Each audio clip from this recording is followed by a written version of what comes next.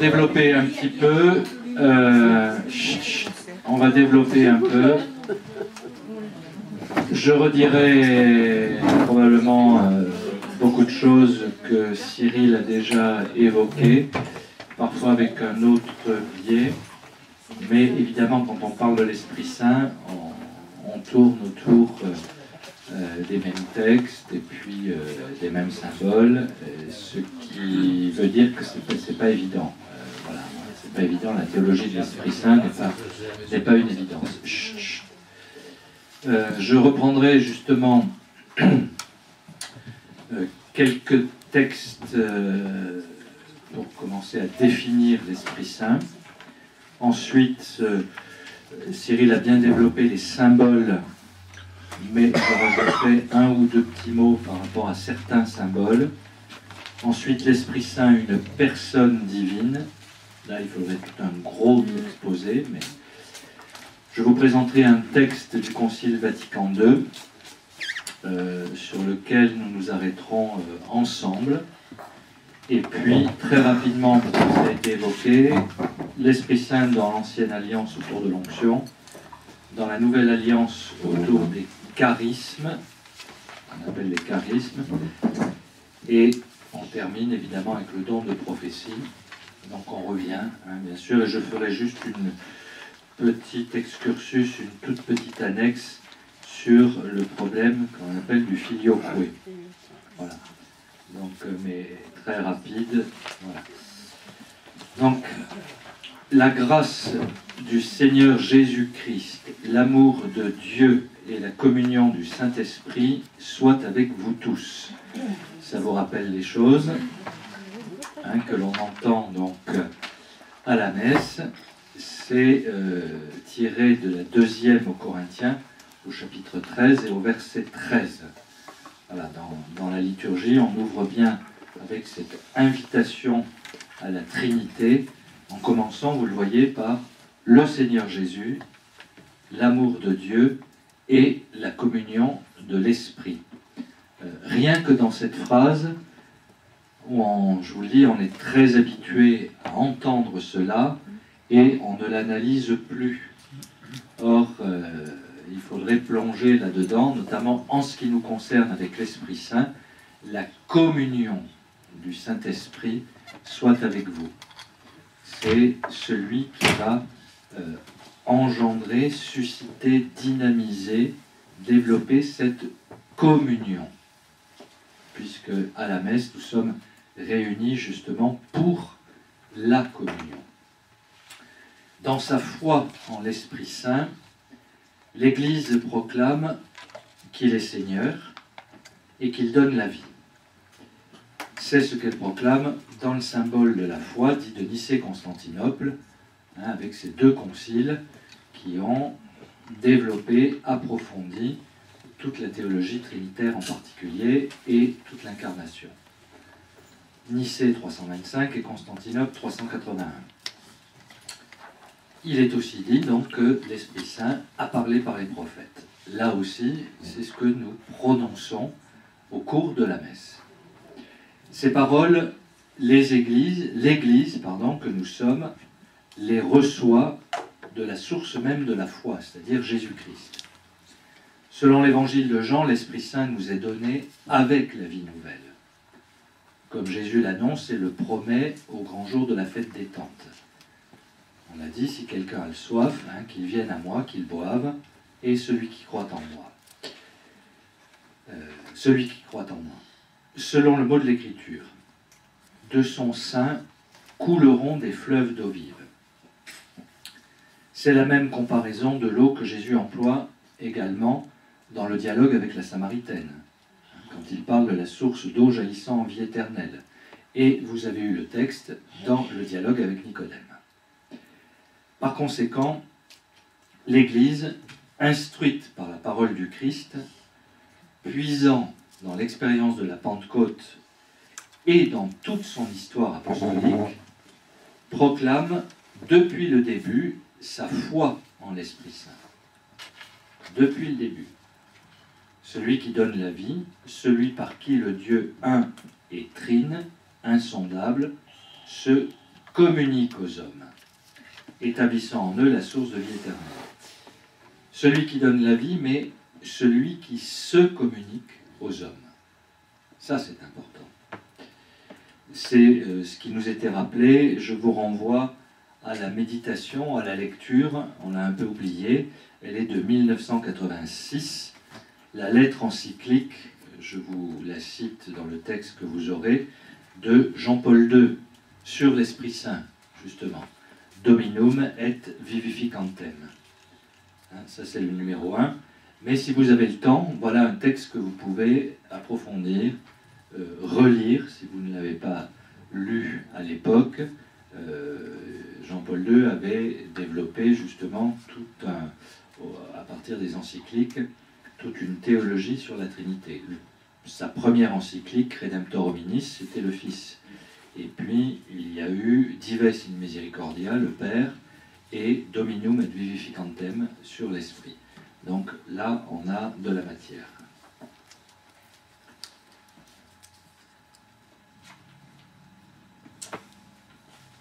Je vous cite un texte qui est des Actes au chapitre 19. Cyril y a fait allusion.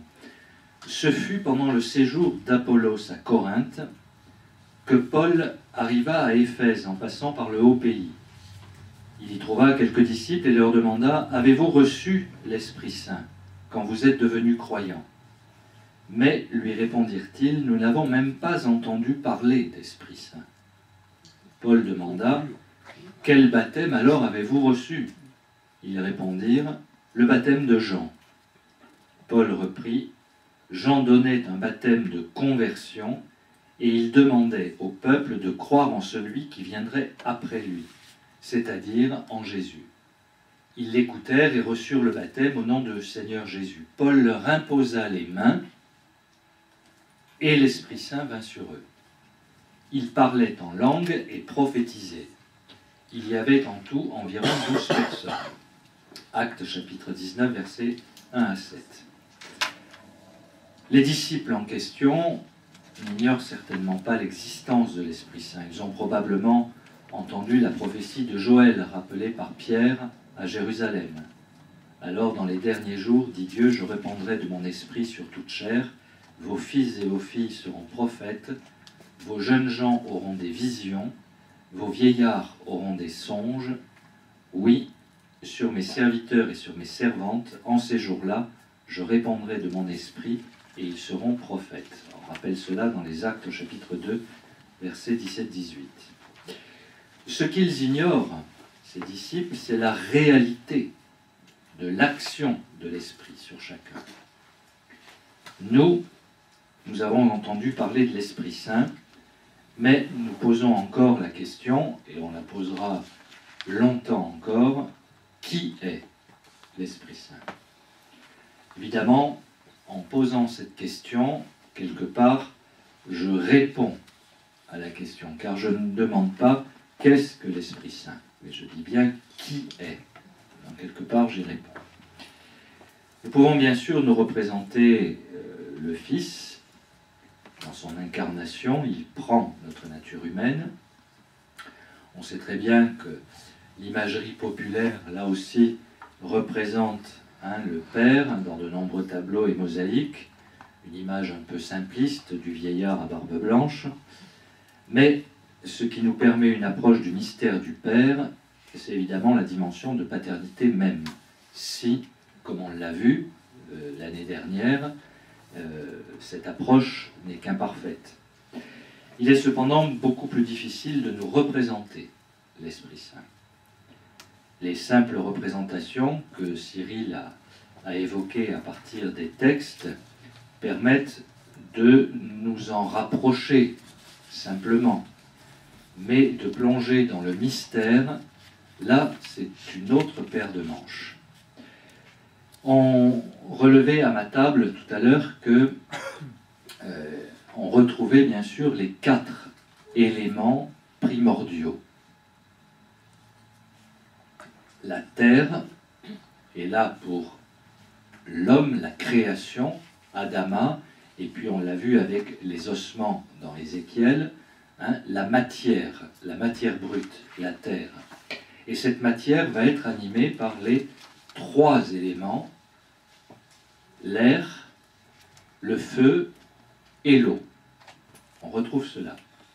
Ce n'est pas négligeable de s'arrêter sur cette dimension-là, à commencer évidemment par le livre de la Genèse.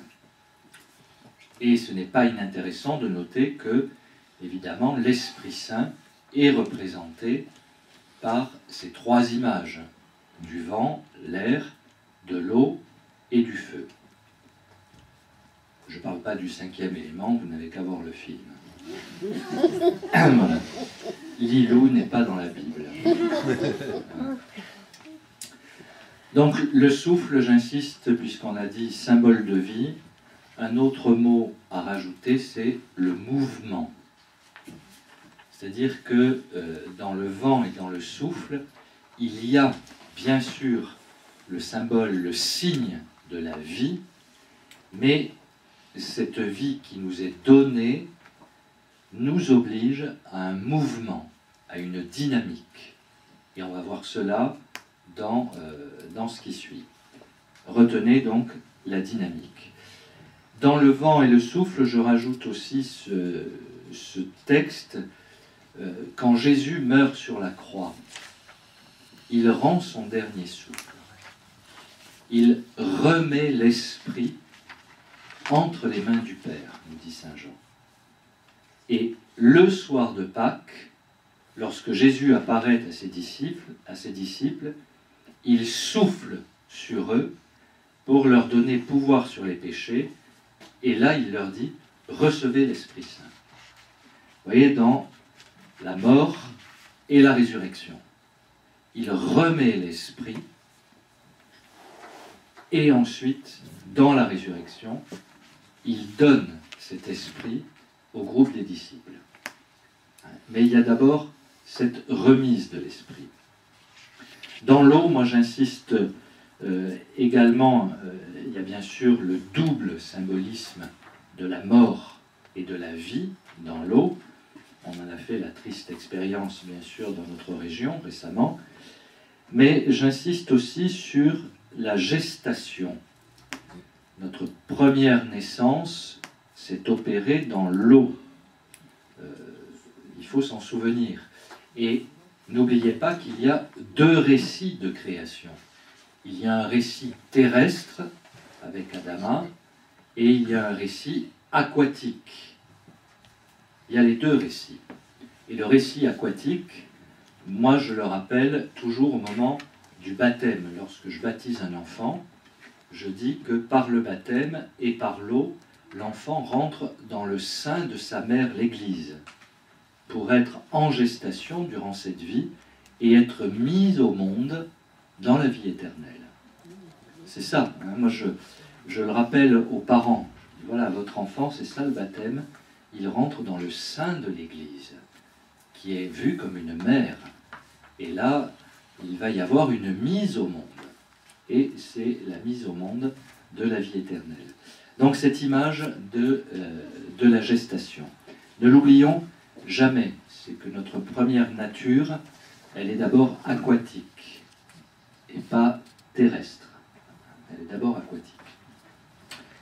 Dans l'onction, ça a été amplement développé, Jésus est bien constitué Christ par l'Esprit Saint.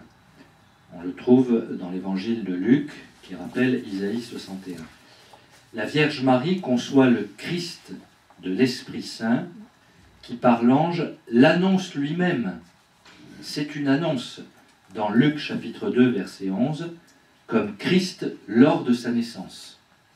C'est déjà l'annonce que l'on trouve au début dans l'évangile de l'enfance. Dans la Pentecôte, évidemment, le feu, mais qui symbolise bien ce que j'évoquais dans le mouvement tout à l'heure avec le vent, c'est-à-dire l'énergie transformante des actes de l'esprit.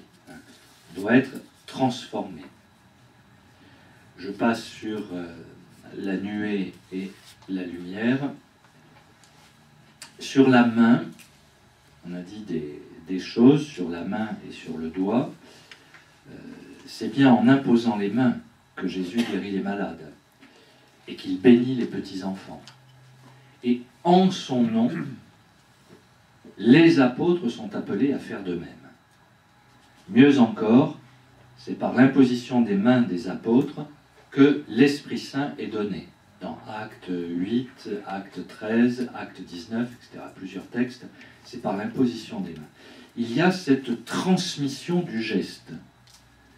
Et on passe, j'allais dire on passe à côté. Non, je pense que ça vous marque et vous faites attention. Mais dans tous les sacrements, une imposition des mains est là. Bien sûr, à l'Eucharistie, le prêtre impose les mains et prononce les paroles du Christ. Mais au baptême, il y a le signe de l'eau, le signe de l'onction, le signe du feu, de la lumière, etc. Mais moi j'insiste beaucoup aussi sur ce geste. Le prêtre impose les mains à l'enfant pour donner l'esprit. Il y a une imposition des mains. À la confirmation, bien sûr, il y a l'imposition des mains, la chrismation.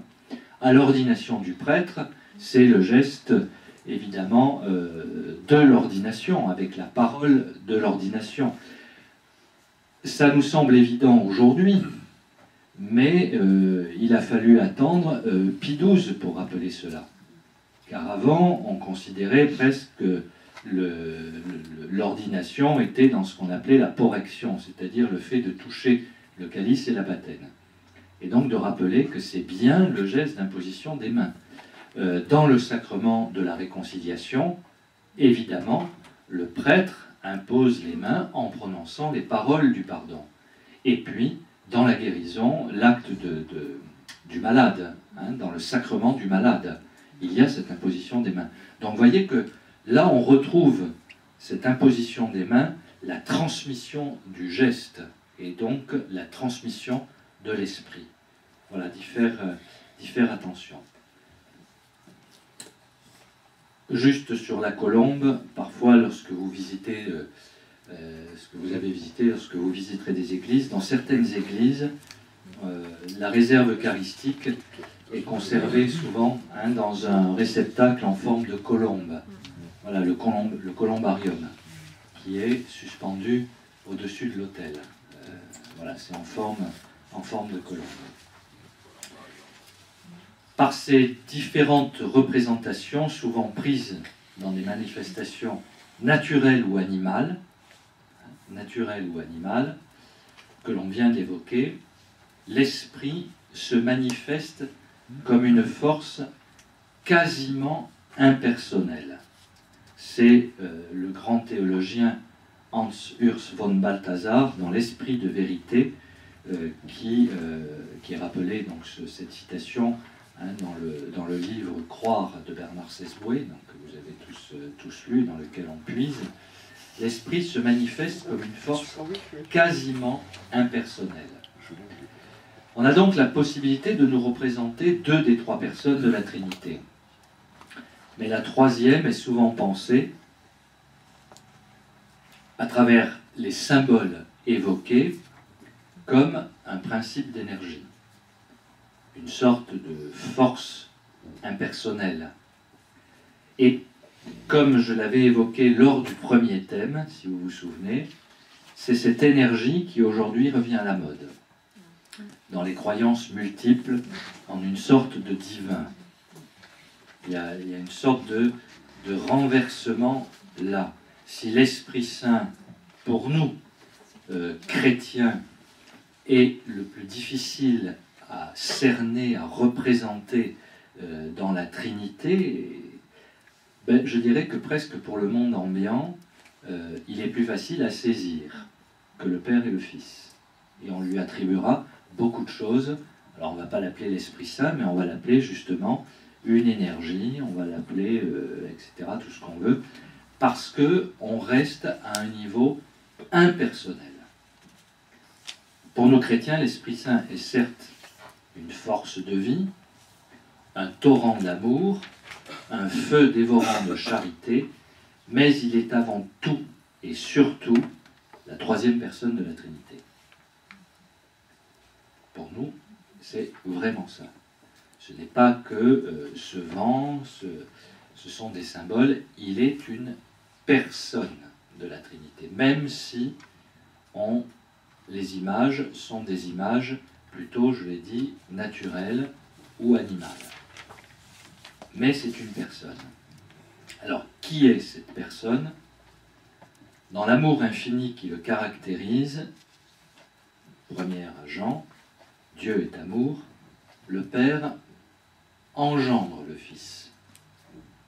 Cette relation d'amour du Père et du Fils dans l'engendrement, le Père qui engendre le Fils, n'est pas un sentiment, mais l'amour même, comme personne.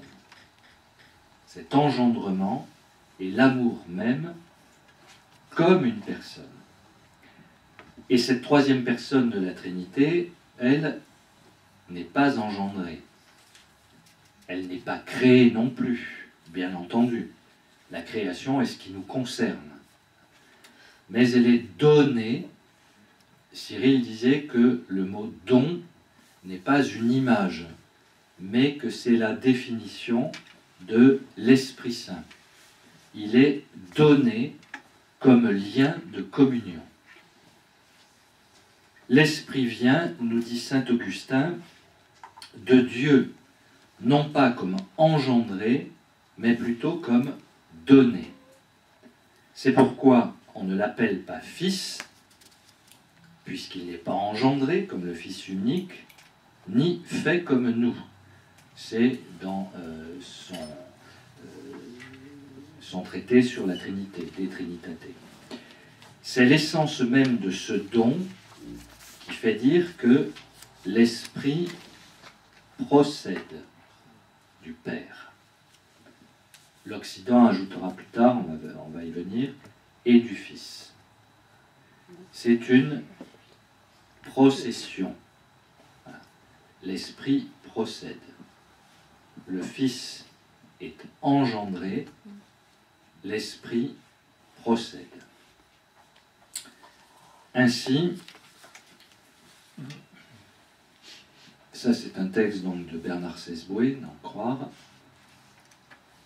que j'ai perdu, voilà. Ainsi, bien qu'il ne soit ni père ni fils, bien que ses noms et ses activités aient sans cesse besoin d'être rapprochés de ceux et de celles du Père et du Fils, l'Esprit est cependant une personne divine.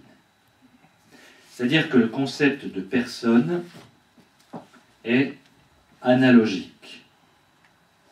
C'est le rapport existant entre des choses ou des personnes présentant des caractères communs. Non seulement entre Dieu et les hommes, mais encore à l'intérieur même de la Trinité elle-même, quand il est appliqué au Père, au Fils et à l'Esprit. On le conçoit sans difficulté pour le Père et le Fils, parce que ce sont des personnes qui parlent et qui se parlent dans l'Écriture.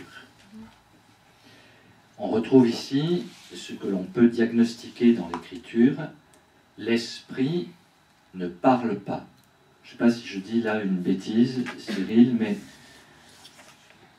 il y a la parole du Père, vous voyez, la parole du Fils, il y a un dialogue, mais est-ce que l'Esprit parle? L'Esprit ne parle pas. Il n'intervient pas comme un tiers dans le dialogue Père-Fils. Il est ce dialogue. Il est cet amour entre l'un et l'autre. Telle est sans doute la raison pour laquelle l'Esprit est l'objet d'une mission intérieure dans le cœur des fidèles. Alors que, nous dit Sesboué, le Christ est celui d'une mission extérieure qui passe par l'incarnation.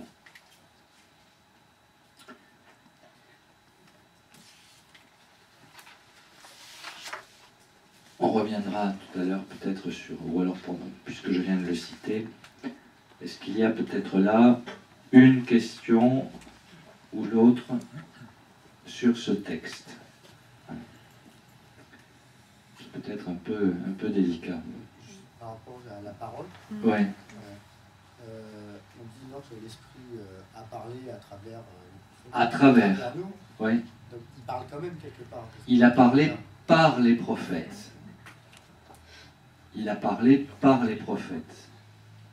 Mais il y a bien cette parole du Père dans la création.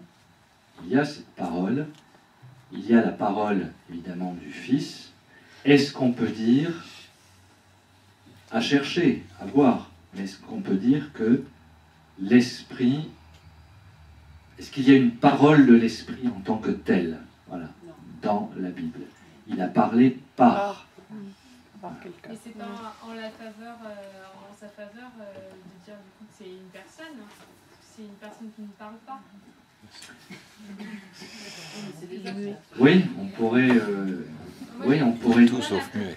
Oui, sauf muet. Dans les exemples que vous avez donnés, quand on arrive à dire que c'est une personne, parce que quand on fait le lien avec la Trinité, le Père, le Fils, on dit qu'il y a des analogies, on compare au Père, au Fils. Et d'un autre côté, il n'est pas comme eux. Donc, j'ai du mal à voir le lien de personne. Oui, il n'est pas comme eux, il est comme eux. Même substance. Il est Dieu. En Père, Fils et Esprit. Voilà, là encore, la limite de notre compréhension de nos catégories d'analyse. Ce que je vous disais, le concept de paternité est parlant, représentatif pour nous. Il est représentatif, cette dimension de paternité. Le Fils, évidemment, dans l'incarnation et l'engendrement du Père, du Fils par le Père, on comprend cela. Mais l'Esprit, oui, c'est beaucoup plus difficile parce qu'on est limité par nos catégories de pensée. Et même la personne, on l'avait bien développé, ce concept, cette notion de personne en lien avec la notion de nature, on avait développé cela à propos de l'incarnation. Elle est limitée aussi, parce que le concept de personne, nous le limitons à ce que nous observons, ce que nous sommes, nous. Et on se dit, mais l'esprit peut-il être cela? Oui, il est une personne. Il n'est pas, je vous l'ai dit, que une forme de sentiment d'union entre le Père et le Fils.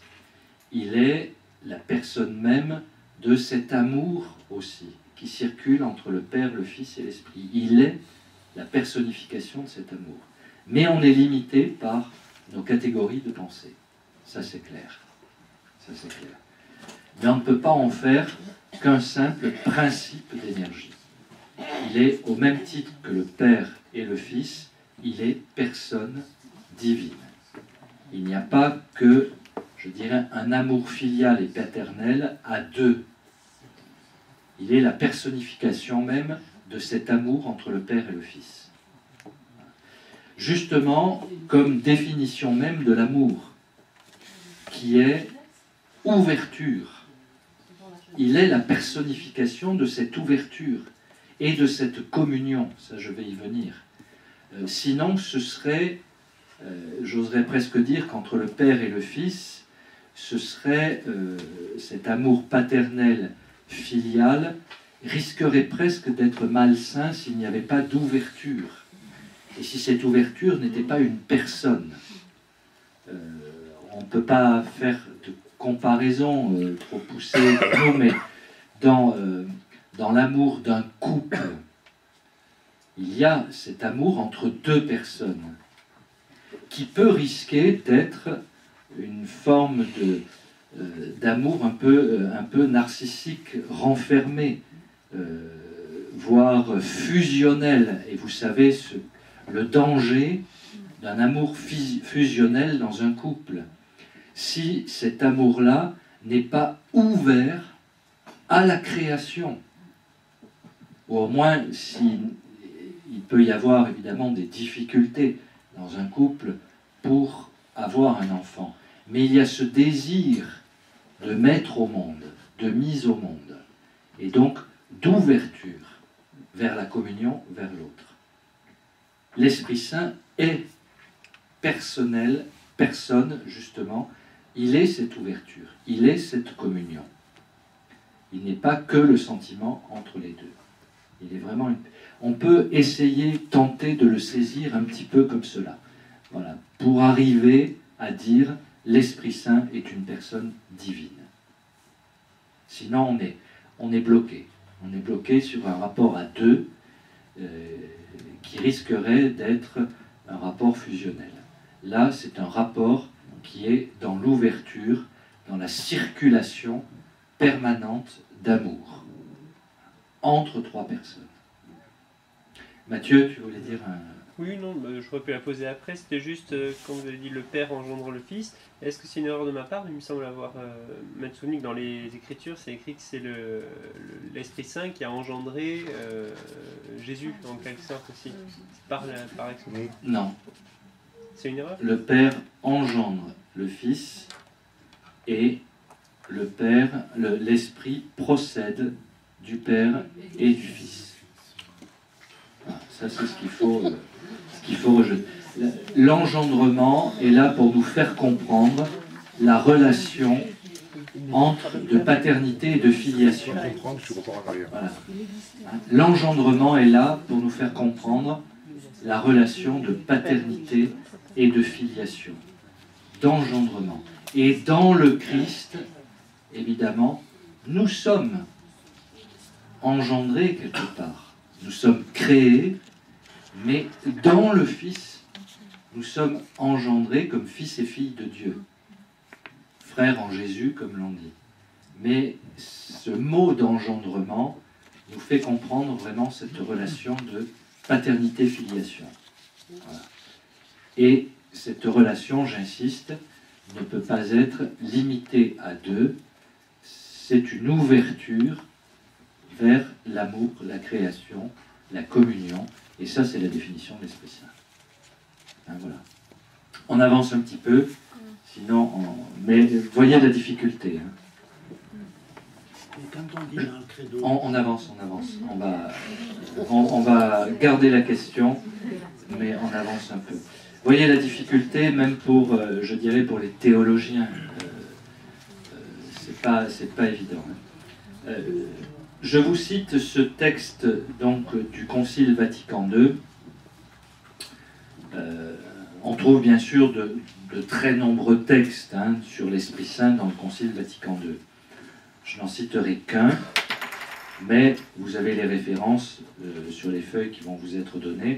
On peut également consulter les chapitres 12 et 13, surtout de Lumen Gentium, sur l'Église, la Constitution sur l'Église, et 4 et 5 de Dei Verbum sur la révélation.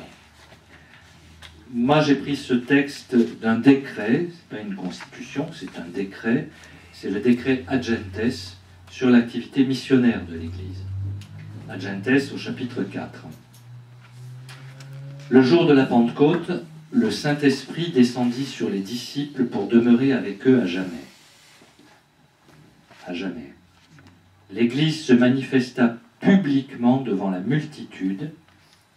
La diffusion de l'Évangile parmi les nations commença avec la prédication. Enfin, fut préfigurée l'union des peuples dans la catholicité de la foi, c'est-à-dire l'universalité de la foi, par l'Église de la Nouvelle Alliance, qui parle toutes les langues, comprend et embrasse dans sa charité toutes les langues, et triomphe ainsi de la dispersion de Babel. Car c'est à la Pentecôte que commencèrent les actes des apôtres, tout comme c'est lorsque le Saint-Esprit vint sur la Vierge Marie que le Christ fut conçu. Et lorsque le même Esprit Saint descendit sur le Christ pendant sa prière, que le Christ fut poussé à commencer son ministère. Le Christ Jésus lui-même, avant de donner librement sa vie pour le monde, a de telle sorte organisé le ministère apostolique et promis d'envoyer le Saint-Esprit, que ce ministère même et cette mission sont tous deux associés pour mener à bien, toujours et partout, l'œuvre du salut. À travers toutes les époques, c'est le Saint-Esprit qui unifie l'Église tout entière dans la communion et le ministère, qui la munit des divers dons hiérarchiques et charismatiques. C'est cette dernière phrase qu'on pourrait retenir à travers toutes les époques. L'œuvre du Saint-Esprit, c'est cela. L'Esprit Saint unifie l'Église. C'est lui ce sens justement de la vie du corps, hein, et du corps du Christ. Il unifie ce corps du Christ. Il n'y a pas des membres éparpillés. Il n'est pas disloqué, le corps du Christ.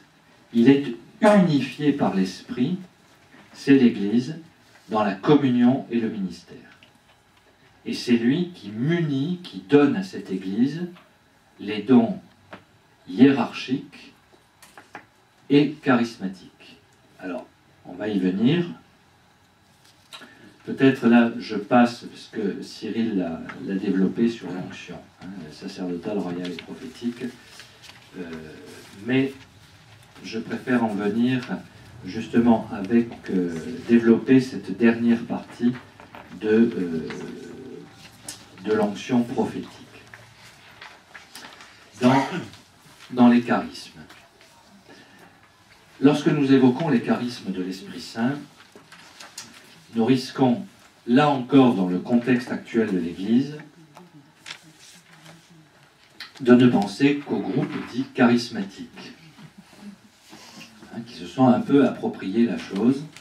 Ben, elle nous appartient aussi. Nous sommes avant tout, en tant que chrétiens, charismatiques. On n'a pas besoin de dévisser des ampoules pour le montrer. Hein, on est charismatique dans ce sens-là. Hein. Ces groupes donc issus du pentecôtisme américain. Revenons plutôt à quelques textes donc du Nouveau Testament qui sont plus à même de nous présenter les charismes de l'Esprit. Le premier texte qui vient à l'esprit est celui de Paul aux chrétiens de Corinthe, la première. Il y a diversité de dons de la grâce, mais c'est le même esprit. Diversité de ministères, mais c'est le même Seigneur. Diversité de modes d'action, mais c'est le même Dieu qui en tous met tout en œuvre. Vous voyez que là on pourrait, Père, Fils et Esprit sont un seul Dieu et Seigneur. Mais là peut-être Paul nous invite à regarder l'œuvre de la Trinité, là aussi. Diversité de la grâce, c'est le même esprit. Diversité de ministère, c'est le même Seigneur, qu'on associe plus facilement au Christ. Diversité de mode d'action, c'est le même Dieu, qu'on peut associer au Père. Et pourtant, là, on parle de l'Esprit, qui est Dieu et Seigneur. À chacun est donnée la manifestation de l'Esprit en vue du bien de tous. Voilà pourquoi on reçoit l'Esprit. Pas pour notre propre glorification, mais si l'Esprit nous est donné, et si nous sommes appelés à le manifester, c'est en vue du bien de tous. Voilà l'ouverture que j'évoquais tout à l'heure. Voilà la communion en vue du bien de tous, pour faire en sorte que ce corps que nous sommes ne soit pas, une nouvelle fois, disloqué. Et ça, c'est une mission qui nous est donnée. Et Paul continue, à l'un par l'Esprit est donné un message de sagesse. Bon, il n'y en a pas beaucoup, hein, quel soit. Mais à l'un par l'Esprit est donné un message de sagesse. À l'autre, un message de connaissance. Selon le même esprit. C'est le même esprit. Don de sagesse, don de connaissance, pour l'un ou pour l'autre. À l'un, dans le même esprit, c'est la foi. À un autre, dans l'unique esprit, ce sont des dons de guérison. À tel autre, d'opérer des miracles. À tel autre, de prophétiser. À tel autre, de discerner les esprits. À tel autre encore, de parler en langue. Enfin, à tel autre, de les interpréter. Mais tout cela, c'est l'unique et même esprit qui le met en œuvre, accordant à chacun des dons personnels divers comme il veut. Voilà ce que nous dit saint Paul. C'est le même esprit qui donne à chacun des dons personnels divers comme il veut.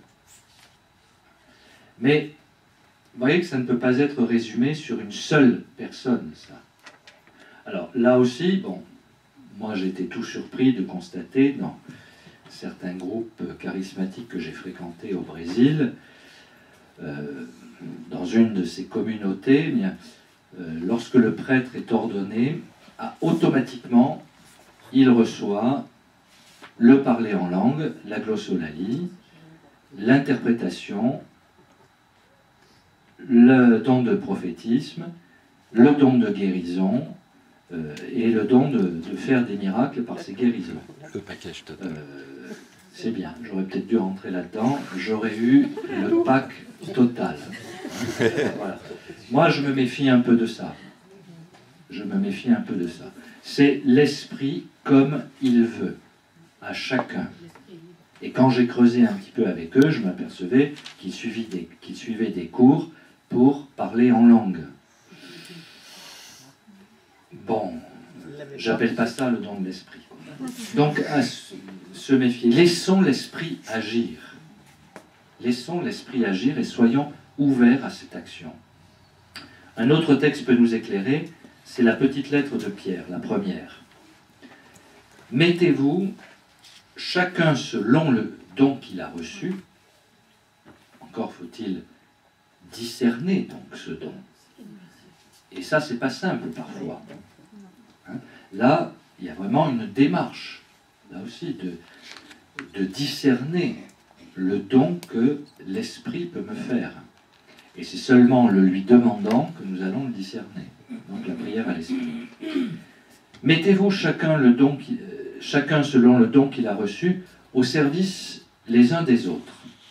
On revient toujours au bien de tous, en vue du bien de tous, en vue du corps, au service les uns des autres, comme, j'aime beaucoup cette image de Pierre, comme de bons administrateurs de la grâce de Dieu.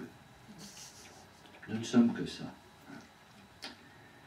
Variés en ses effets. Si quelqu'un parle, que ce soit pour transmettre les paroles de Dieu. Si quelqu'un assure le service, que ce soit avec la force que Dieu accorde, afin que par Jésus-Christ, Dieu soit totalement glorifié, lui à qui appartiennent gloire et domination pour les siècles et des siècles. Amen. Tout petit texte de Pierre, mais qui pour moi est essentiel. 1 Pierre, chapitre 4. Et enfin, un texte de l'évangile de Marc. Voici les signes qui a été cité, qui accompagneront ceux qui auront cru. En mon nom, ils chasseront les démons, ils parleront des langues nouvelles, ils prendront dans leurs mains des serpents, et s'ils boivent quelque poison mortel, cela ne leur fera aucun mal. Ils imposeront les mains à des malades, et ceux-ci seront guéris. L'institution du sacrement des malades. Mais est-ce qu'on...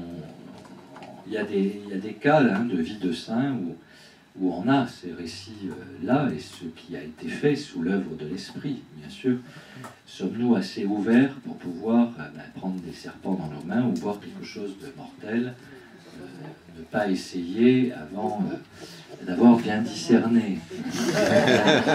Voilà, c'est là où le discernement est nécessaire.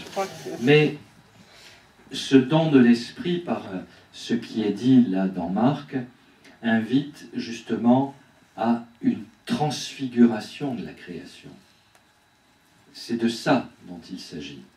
Ce que l'on croit être justement mauvais, eh bien, l'esprit, si on le laisse agir, bonifie. Il y a une transfiguration de la création qui est là. C'est ça qui est important. C'est une invitation à vivre cet état paradisiaque de la beauté et de la bonté comme don de Dieu, animé par le souffle de l'esprit, la roar, qui a été évoquée tout à l'heure. C'est ça, le don, ce qui nous invite, l'esprit, à transfigurer le monde, dans l'acte, bien sûr, de la résurrection. Il y a de nombreux autres textes qui portent sur les dons de l'esprit. On ne peut pas tous les citer, mais les 3 textes ci-dessus nous permettent de souligner certains points, afin de comprendre de quoi il s'agit lorsque nous parlons des charismes. Le premier point est que nous risquons à la lecture de ces textes de limiter les charismes à leur aspect fantastique. Certes, saint Paul nous dit que certains pourront opérer des miracles, et Marc nous dit que par l'imposition des mains, les malades seront guéris, sans oublier le don de parler en une sorte de langue incompréhensible, la glossolalie. Nous ne pouvons nous arrêter à ces seuls aspects fantastiques. Même, j'insiste, s'ils existent, ce sont des réalités, ces aspects des charismes. Nous pourrions alors penser que les dons de l'esprit sont bien peu répandus aujourd'hui sur l'Église. Or, l'Église ne cesse d'être animée par l'esprit qui en est la véritable dynamique. Saint Paul connaissait bien les risques de débordement dans l'utilisation des charismes. Il y a plusieurs textes là, et Cyril pourrait mieux vous commenter cela. Il va alors donner un critère de discernement, et nous pourrions dire de validation des charismes.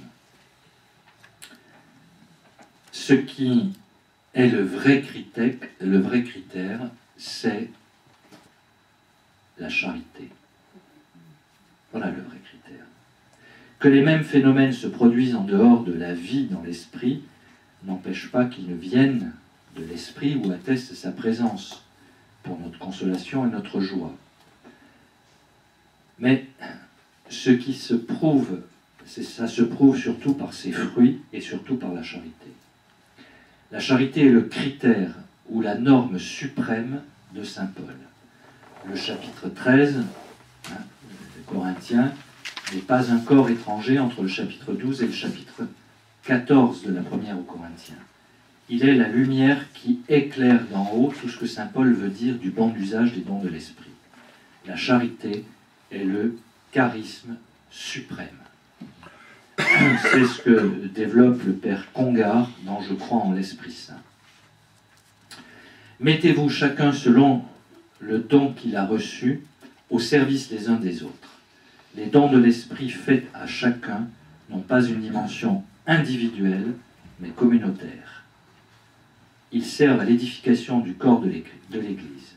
Ainsi, grâce aux dons de l'Esprit, chacun peut être associé à la triple mission du Christ, prêtre, prophète et roi. Cette triple mission à laquelle nous sommes associés par le sacrement du baptême. Parce que l'Esprit est communion d'amour du Père et du Fils, en recevant ces dons, nous devenons ferments de communion pour l'Église et pour le monde. Alors je suis obligé de terminer, sinon on n'aura pas le temps. Voilà. Vous lirez le reste, mais juste la petite note que je vous donnais sur le filioque. Voilà. La querelle du filioque, justement, porte sur la procession du Saint-Esprit. L'Esprit procède. C'est-à-dire le rapport entre le Saint-Esprit d'une part, le Père et le Fils d'autre part. Et ce n'est pas une querelle de famille. C'est nous qui interprétons mal. Le symbole du premier concile œcuménique de Constantinople, en 381, affirme « Nous croyons dans l'Esprit Saint, qui est Seigneur et qui donne la vie, il procède du Père. » Point. À partir du 8e siècle, la liturgie latine a augmenté la formule initiale. Il procède du Père et du Fils. En latin, filioque. Ex patre filioque procedit. L'introduction du filioque dans le credo occidental fut proposée sous le règne de Charlemagne, empereur d'Occident, inséré dans le credo romain un peu avant, un peu après, au XIe siècle. Il était déjà employé notamment en Espagne afin de réfuter l'arianisme. L'Esprit est aussi pour notre époque l'agent principal de la nouvelle évangélisation. Il importera donc, je cite un texte de Jean-Paul II, de sa lettre apostolique Tertio Millennio Adveniente. Il importera donc de redécouvrir l'Esprit comme celui qui construit le royaume de Dieu au cours de l'histoire et prépare sa pleine manifestation en Jésus-Christ, en animant les hommes de l'intérieur et en faisant croître dans la vie des hommes les germes du salut définitif qui adviendra à la fin des temps. Je vous laisse après méditer la prière de l'hymne de l'Office des heures, vous retrouverez cela. Mais si vous avez des questions, vous les notez, vous les préparez, vous revoyez ces textes-là, et on pourra prendre un tout petit temps peut-être pendant le week-end pour revenir là-dessus. Ce n'est pas complètement dégagé de l'Église, justement. Voilà. On peut aussi les poser à travers le blog. Oui, mais si vous les posez à travers le blog, moi je ne suis pas sûr de pouvoir y répondre avant le week-end à Maria Mater.